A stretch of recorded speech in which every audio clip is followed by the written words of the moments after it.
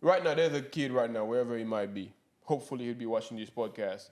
And You need to be watching this podcast. yeah, for sure. Watching this podcast, and then he grew up in the South, grew up in Lake Charles, Louisiana. Maybe he became a fan. Maybe he had a chance to appreciate your talent and whatsoever. Like, what advice you would have to give that person, like as a heads up, to help him navigate through what's coming up? To where, yes, you got the talent, but this is what you got to look forward to. How I had to do to navigate through all those hurdles. That's what you got to keep in mind. Because talent like yours shouldn't be wasted. Man, my advice to anybody, if you, in any area, if you're watching this podcast, my advice to you as a young musician, if you would like to if you want to be an artist, first, like, this is gonna sound crazy, but you gotta dream like you're a kid. Like, you really gotta keep thinking about it from the perspective that you had when you first decided that you wanted to do it, or you'll hate this. You'll hate this aspect of it. A lot of the criticism that you get, most people aren't hating on you. They just trying to pull your coat, let you know, hey, not this way, try to do it this way. But more than anything, you have to have self-confidence. Gotta have the self-confidence. And you need to learn the know-how to do almost everything in this music business by yourself. You need to learn to record yourself. You need to learn how to market yourself. You need to shoot your own videos. You need to learn how to write a song. You need to learn how to play some form of an instrument. If you can't play an instrument, there's a lot of apps that'll teach you how, or probably do it for you. But more than anything, man, just don't give up. Like, it's we talked a little bit beforehand. He was like, man, why you never left Lake Charles? Don't have a strong answer for that yet. I'm working on it. I'm working on it.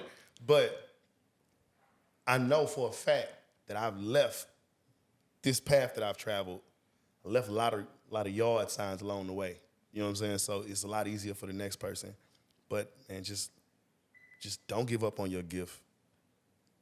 Get out of Lake Charles.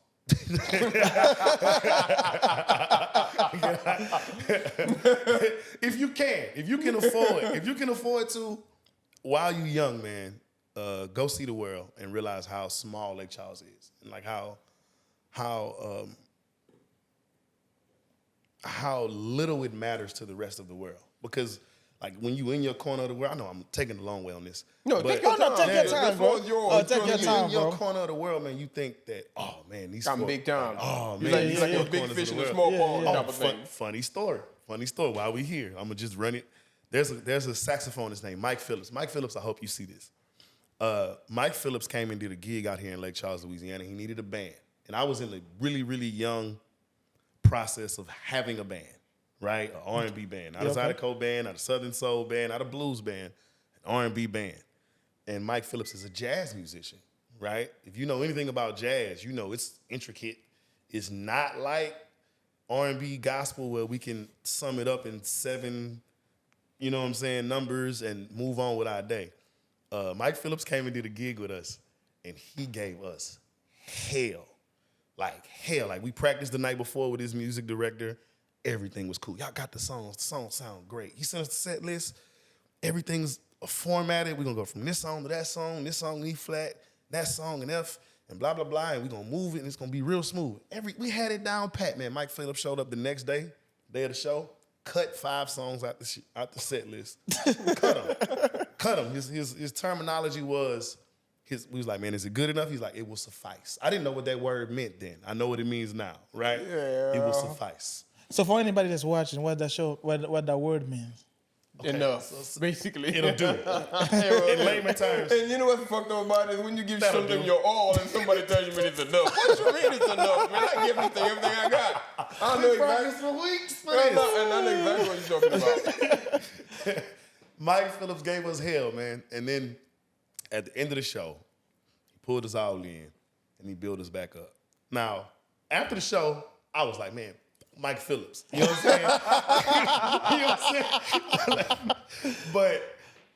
but like a few years later, I understood everything he was trying to tell me, man. He was basically saying, man, you a big fish in a small pond. Y'all are big fish in small ponds. Y'all not dope.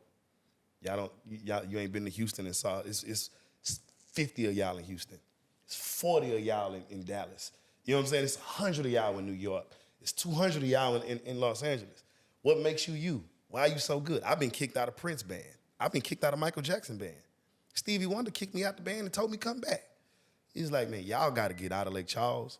Y'all got to figure out that the world is bigger than the four corners around you. You know, because it's really simple to be like, I'm the king of Plattman, or I'm the king of Ville Platte, or I'm the king of such and such. But man, like that don't really hold no weight because on some deeper stuff, we don't own nothing out here.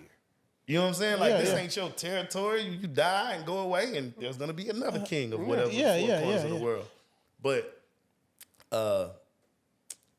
like Mike Phillips taught me that criticism is not a bad thing. It just makes you better. Yeah. Your four corners of the world are not the world. It's not the world at all. This is deep.